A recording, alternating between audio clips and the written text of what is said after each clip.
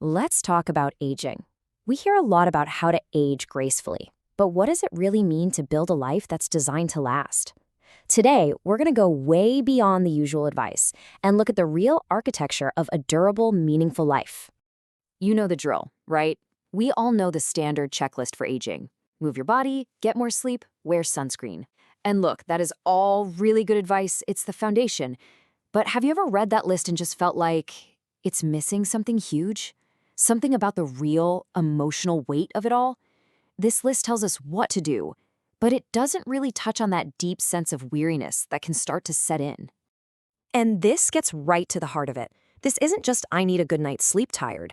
This is a deep, layered, all-encompassing kind of tired that hits you everywhere at once. It's a feeling that just builds up, quietly over the years, until one day it's just really loud. And this is where the real conversation has to start.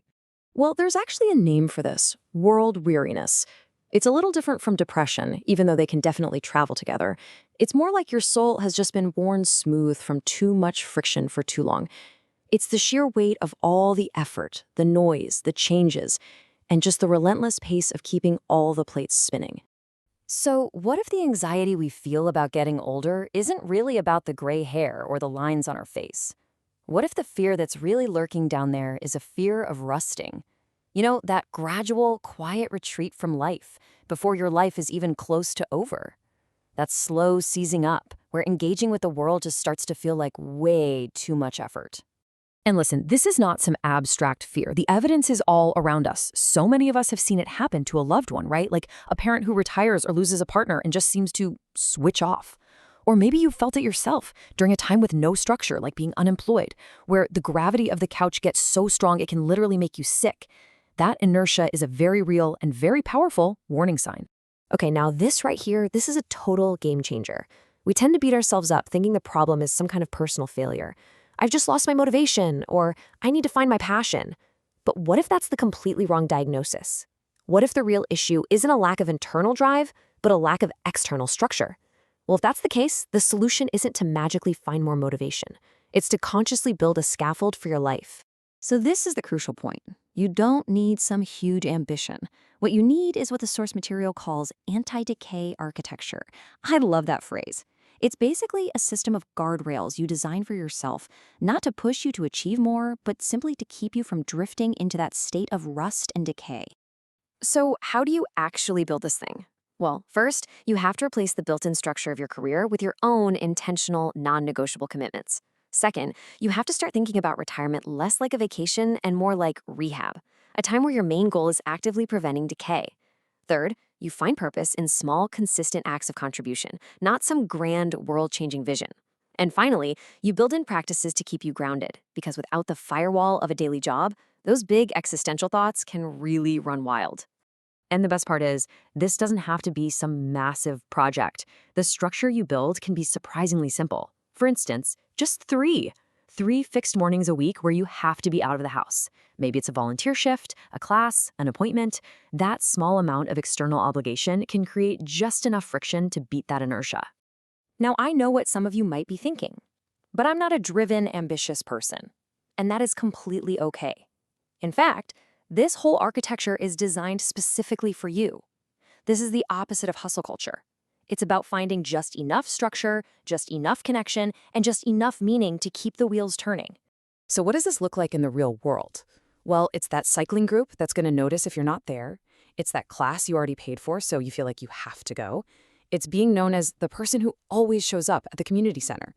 You see, these are gentle external obligations that totally bypass the need for internal motivation. They create purpose through simple, consistent action. This quote just says it all, doesn't it?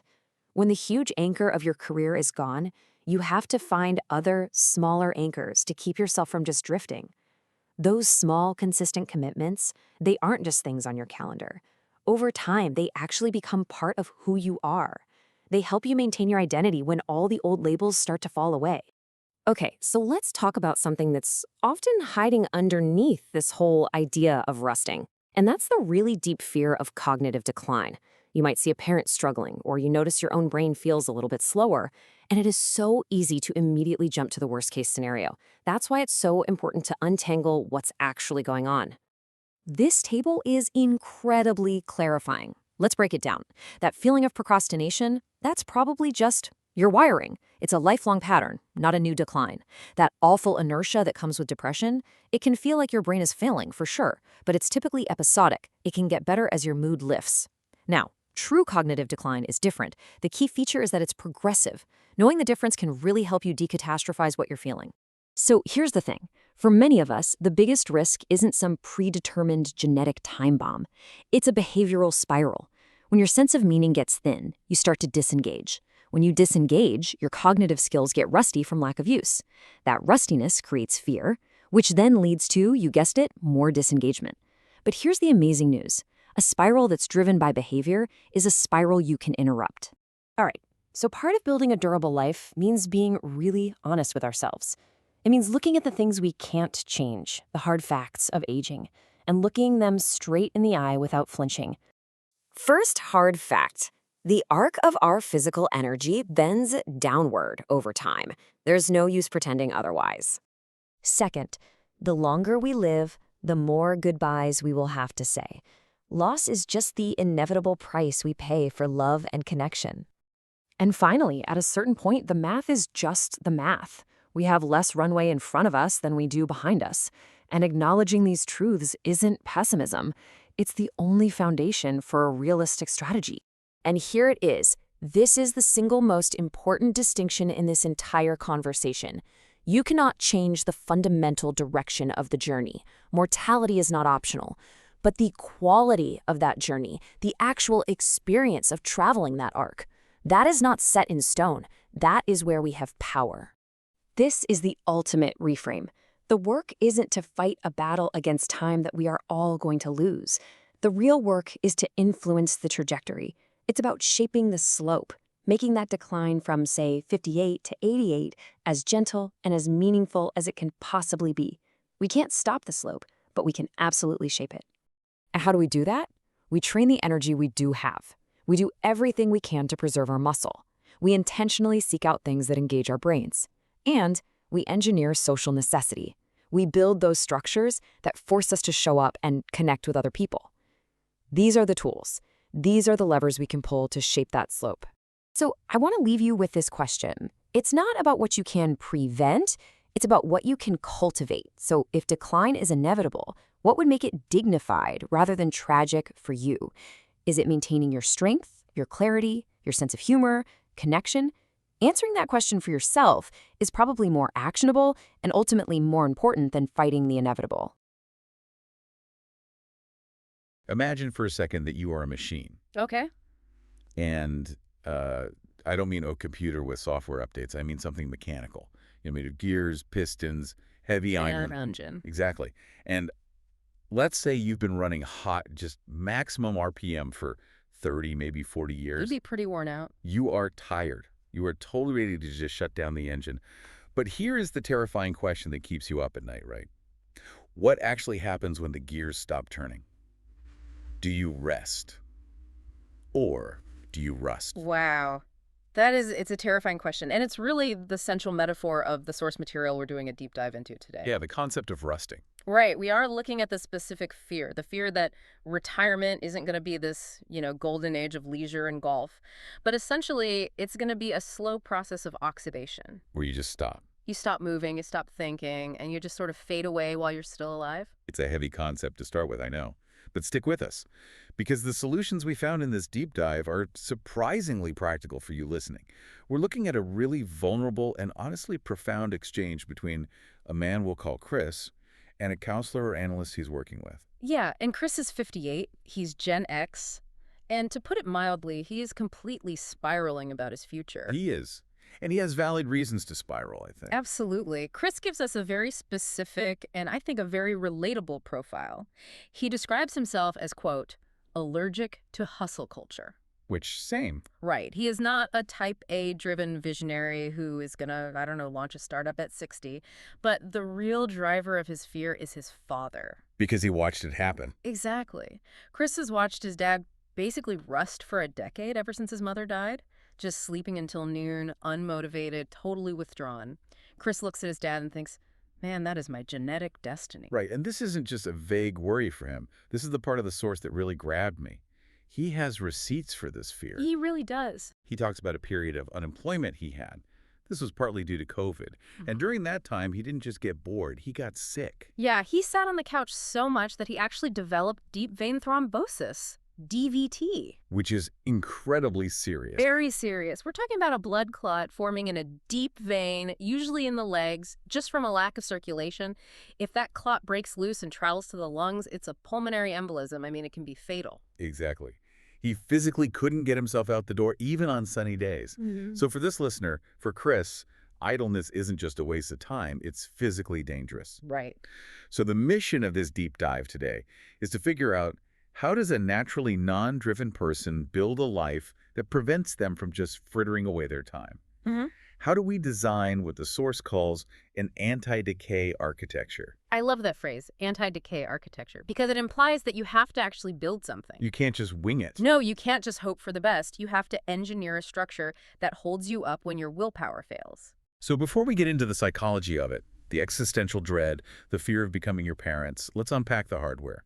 Because the source material starts with some hard truths about the physiology of, quote-unquote, not rusting. It does. And it frames them as biological necessities, not lifestyle tips, not wellness fads. Right. It's about basic maintenance. Exactly. And the first pillar, and the source is extremely adamant about this, is movement, but specifically strength training. See, this surprised me a little bit. Because I feel like the standard advice for aging gracefully is always walking. You know, keep the heart healthy, get your 10,000 steps in. Sure, walking is great, but the source says strength training is the single most important intervention after age 40. Why the distinction, though? It really comes down to a condition called sarcopenia. This is the involuntary loss of skeletal muscle mass and strength as we age. It starts in your 30s, actually, and accelerates a lot after 50. Wow. Yeah. And if you don't counteract it, you become frail. Frailty leads to falls, and falls are very often the beginning of the end. Strength training preserves that mass, protects the joints, and improves balance. But looking at Chris's profile, the guy who is allergic to hustle, does he have to become a gym rat? Because if the solution is, become a bodybuilder, he's just not going to do it. No, and the source makes a really key point right here. This isn't about hypertrophy. It's not about looking ripped on a beach. It's just about loading the muscles. So just putting them to work. Right. The source emphasizes consistency over intensity. So resistance bands, bodyweight squats, yoga. It all counts. You just need to provide enough stimulus so the body knows, hey, this muscle is still needed. Don't break it down. Use it or lose it, literally. Literally. Then there's sleep. And I feel like everyone says get more sleep, but this source frames it in a totally different way. It's not just about energy conservation. Right. It calls it a cleaning cycle. Yes. This is based on the relatively recent discovery of the glymphatic system. You can think of it as the brain's dishwasher. A dishwasher in your head. Basically. During the day, your brain cells are working hard and they're producing metabolic waste. Essentially, cellular trash, including proteins like amyloid beta, which are strongly linked to Alzheimer's. Okay, so how does sleep fix that? Well, when you sleep, the space between your brain cells actually expands, and cerebrospinal fluid rushes in to flush all that waste out. That is such a wild image. The brain physically opening up to be washed. Right. So if you aren't sleeping, you aren't just feeling tired the next day, you're walking around with a dirty brain. You are letting the rust accumulate, literally. You really are. So viewing sleep as a luxury or something you can cut corners on is a massive mistake. It's a biological necessity for clearing those neural pathways. Okay, the third biological pillar, this one hit me pretty hard, honestly. It's about social connection. Oh, yeah. The source drops this statistic that loneliness is comparable in its health impact to smoking 15 cigarettes a day. Yeah, that is a very robust finding in the medical literature now. Humans are obligate social animals. When we are isolated, our bodies literally perceive it as a physical threat. Like we're going to be eaten by a predator. Exactly. So your cortisol spikes, your baseline inflammation rises. But the source explains why this is so tricky for someone like Chris as they age. Because friendships just naturally erode over time. They do. People move away, priorities change, kids leave the house. The default mode of aging in our society is isolation. So you can't just go with the flow socially and expect to have a robust group of friends at 70. No. Maintaining connection requires what the source calls intentionality. You have to actively schedule it. You have to pursue it. You can't just wait for it to happen organically like it did when you were in college. And then the final biological pillar they talk about is cognitive reserve. Now, this isn't just about doing the Sunday crossword or playing Sudoku, is it? No, it's not. And this is a really important distinction that the source makes. Passive entertainment, so watching TV, scrolling your feeds, even doing puzzles that you're already really good at, that does not build cognitive reserve. Because it's too easy. Exactly. The brain needs active learning. What's the difference, biologically speaking? It's all about friction. You need to feel the friction of saying, I don't know how to do this. So learning a new language, picking up a musical instrument, learning to dance. So it should feel a bit frustrating. Yes. That struggle, the neuroplasticity required to actually wire new pathways, that is what builds resilience against decline. If it's easy, it's not counting. So if I'm summarizing the main takeaway for you here, the habits that help you age well are simply the exact same habits that make your current life better. There's no secret magic pill. No biohacks required. Right. It's just lift heavy things, flush the brain with sleep, schedule time with your friends, and learn hard things. Precisely. Those are the non-negotiables, the hardware maintenance. But then we get into the headspace. Because Chris isn't just worried about his physical body failing. No, he says something really poignant in the text. He says to the counselor, I am tired, physically, mentally, spiritually, tired. Mm-hmm. I mean, I felt that in my bones. And the analyst identifies this state as accumulated world weariness, which I think is just such a perfect poetic term. But how is that different from depression? Because the symptoms, low energy, wanting to hide away, they seem totally identical. It's nuanced, but it's a very important distinction. Depression often involves a chemical imbalance, a distinct loss of the ability to feel pleasure, or a heavily distorted negative view of oneself. Like an active illness. Right. But world weariness, as it's described here, is the soul being worn smooth by friction over time. Worn smooth. Yeah. It's the cumulative result of decades of noise, the pace of modern life, the losses you accumulate, and just the sheer effort of keeping up. The source says it signals that the tank has just been low for a really long time. And the remedy for that isn't what we usually think, right? Yeah. Because when I'm that kind of exhausted, my first thought is, I need a vacation. I need to go to Hawaii and do a bunch of fun stuff. Exactly. And that is the trap. If you are genuinely suffering from world weariness, a high-activity vacation is just going to drain the tank even further. Because you're still doing things. Right. The source suggests the actual cure is genuine stillness. It's nature, it's silence, it's engaging with things that do not ask anything of you. That's the key phrase right there. Things that don't ask anything of you. Because everything else in life, your phone, your boss, the news, your family, it's all constantly demanding your attention. Yeah. But a tree doesn't ask for a reply. Exactly. And there's also a really beautiful note here about the role of beauty. Not in a superficial aesthetic way, but noticing small things, the light coming through a window, or really listening to a piece of music. Just slowing down to observe. Yeah. These things keep what the source calls a small flame alive. It's about recalibrating your sensitivity to the world so you don't just go completely numb to it. So here's where we get back to Chris's specific strategy. Because he admits he's tired, and he wants to retire early to escape this weariness. He basically thinks, if I just stop working, the weariness will magically go away. Which is such a common thought process. But the expert warns him, retirement as an escape almost always fails. Yes. This is a critical pivot point in their discussion. If you'd retire from something, you're just leaving a giant void in your life. You have to retire towards something that sustains you. Because if Chris just stops working and decides to sit on the couch to quote-unquote rest, Well, given his history with DVT and that deep inertia, the rust wins. the rust wins effortlessly. Which brings us to the core solution of the whole piece, the anti-decay architecture. Because Chris, as we established earlier, isn't a visionary founder type. He's not going to suddenly start a massive nonprofit. He's not going to hike Mount Everest. He doesn't need grand ambition. He needs what the source calls light scaffolding. Light scaffolding. Let's dig into that. Think about a building under construction. The scaffolding holds the walls up until the internal structure is solid enough to stand on its own. For Chris, light scaffolding means creating external friction to just get him moving. Wait, why friction? Usually in self-help or productivity, we always want to remove friction, make things seamless. Well, in physics, friction is what creates heat. It creates energy. If Chris has zero friction in his life, know where he has to be, no one he has to see, he just stays completely static. Ah, yeah. He needs just enough external obligation to completely bypass his own willpower, because relying on willpower when you're world-weary does not work. So what does that actually look like practically for the listener trying to build this? It looks like having, say, 3 fixed mornings a week where you simply have to be somewhere. Like an appointment. Right, a standing volunteer shift, a class you already paid for, a cycling group that expects you to show up at 8 a.m. It's the people expecting you part that really works for me. Like, if I just tell myself, oh, I'll go to the gym tomorrow, I might not go.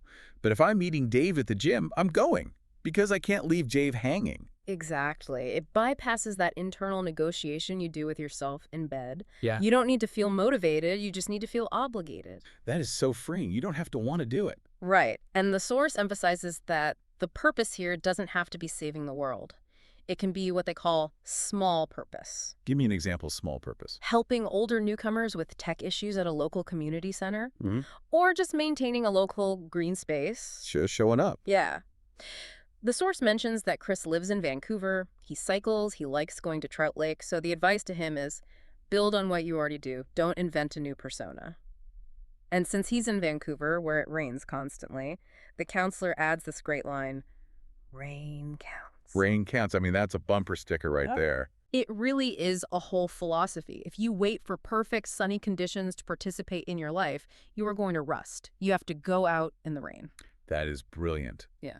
But let's go a bit deeper into Chris's fears here. Mm-hmm. Because underneath the physical rust, the DVT, he's terrified of his brain actually failing. Yes. He looks at his own behavior, he procrastinates, he gets easily overwhelmed with tasks, and he thinks, this is it. It's starting. I have dementia just like my dad. Right. And this is arguably the most sensitive part of their whole exchange. Chris genuinely worries his procrastination is an early symptom of executive function loss. But the expert breaks this down brilliantly. Mm-hmm. They explain there are 3 different things that look alike on the surface, but biologically they are very different. Well, let's unpack those. Yeah, go ahead. First, you have procrastination. Now, this is very often a lifelong trait. It's related to perfectionism or your base temperament or just how you deal with anxiety. The key diagnostic question is, have you always been this way? And Chris admits, yeah, he has literally always been a procrastinator. Exactly. So being a bit lazy or avoidant in your 20s means you're probably just going to be that way in your 50s. That's actually weirdly comforting. It's not a degenerative disease, it's just your personality. In a way, yes, it's just wiring. Second, you have depression-related inertia. Now, this actively suppresses your initiation and your motivation. So it mimics executive dysfunction. Yes. You can't plan, you can't start a task, but it's entirely mood-based. When Chris was depressed and unemployed during COVID, he couldn't get off the couch. That wasn't permanent brain damage. That was the depression hitting the pause button on his volition. Wow. And the third category. True neurodegeneration. This is what his father has. And this is progressive. It's marked by disorganization that gets steadily worse over time. Serious financial errors, poor judgment in new or novel situations. But here is the real aha moment from the counselor.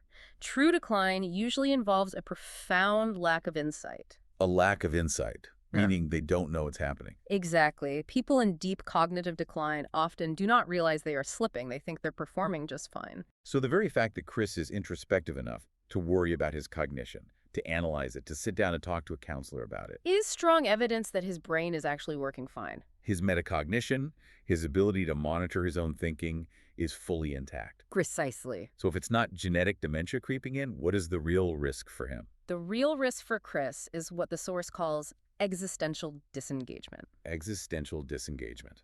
Okay, what does that look like? It's a downward spiral. If your sense of meaning thins out, your daily initiation drops. If your initiation drops, your daily structure erodes. And when your structure erodes, your cognition finally starts to soften because it's no longer being challenged by anything. So it's a use it or lose it situation, but on an existential level, not just a physical one. Precisely. But Chris has strong protective factors. He has high introspection. He's naturally curious. He is physically active when he's not deeply depressed. So these are anti-decline behaviors. Yes, he's not powerless here. I love that reframing. He's not a victim of his genes. He's an active participant in his environment. But speaking of things we really can't control, the source gets very real about the inevitability of aging. They do. We can't biohack our way out of mortality no matter what the internet says. No. And this final section on dignified decline is really grounding. The counselor fully validates Chris's fears.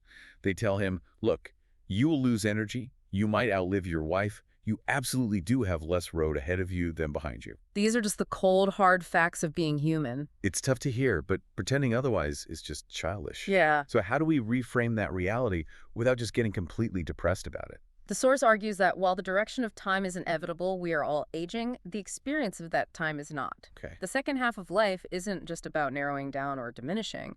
It's about distillation. Distillation, like boiling something down to its absolute essence. Yes. Losing the illusions you had in your youth, gaining clarity, finally knowing what actually matters to you. The source uses this really beautiful metaphor of a sandcastle. A sandcastle. Walk me through that. Imagine you build an intricate sandcastle on the beach. You know for a fact the tide is coming in. You know entropy always wins eventually. The sandcastle will erode and vanish into the ocean. Right. But that doesn't make the act of building it meaningless. The meaning is found entirely in the participation, not in the permanence. That is so profound. Nah. We're so obsessed in our culture with leaving a legacy or making sure things last forever. But the act of building the castle right now in the present moment is the whole point. It is. And this leads to the ultimate design challenge for Chris. The expert asks him to actively choose what he wants to feel at age 70. Choose the feeling. Yeah. Do you want to feel useful? Do you want to feel curious? Needed, peaceful. Once you pick that core feeling, that becomes the main design constraint for your retirement architecture. It completely flips the script. It goes from, what am I so afraid of losing, to what do I actually want to engineer? Exactly. And I really love the specific description of Chris's identity that comes out here. The source describes him as someone who, quote, cleans up paper towels in public bathrooms and wants a Star Trek future. Which tells us so much about who he is. It really does. He's conscientious, he cares deeply about the collective good, he's inherently hopeful about humanity's future, he is not just inert metal waiting to rust, he is a complex person with deep values. He just needs a bit of structure to help him express those values. So bringing this all together for you listening, we've gone from the raw fear of resting, to the literal physiology of movement and sleep, to the psychology of world weariness, and finally to the architecture of light scaffolding. What is the ultimate synthesis here? The central lesson is that we cannot control the fact that we age. We cannot stop the clock. But we can absolutely design the environment in which we do it. We have agency there. Yes. We can replace the rigid structure of our careers not with, quote, nothing, but with non-negotiable structure of our own making. It's about shaping the slope. Shaping the slope, exactly. You don't just jump off a cliff into retirement and hope you float. You shape the slope downwards. You decide that Thursday mornings are always for volunteering and Monday, Wednesday, Friday are non-negotiable for lifting weights. You build the scaffolding. Right. So that when your motivation inevitably dips, and it will dip, the structure just holds you up anyway. It reminds me of what you said earlier about retiring towards something. It changes the whole energy of the conversation. Instead of running away from the tired, you're actively walking toward the curious. And doing it with that light scaffolding. It doesn't have to be a heavy, crushing burden, just enough friction to create a little heat, just enough to keep the rust off the gears. I think for anyone listening, honestly, whether you're 25 or 65, that idea of anti-decay architecture is incredibly useful. We all have those moments where we want to just melt into the couch and disappear. Knowing that we can consciously build systems to save us from our own inertia is pretty empowering. It really is. It takes all the shame out of it. It's not about you being lazy or defective. It's just about needing a framework. So true.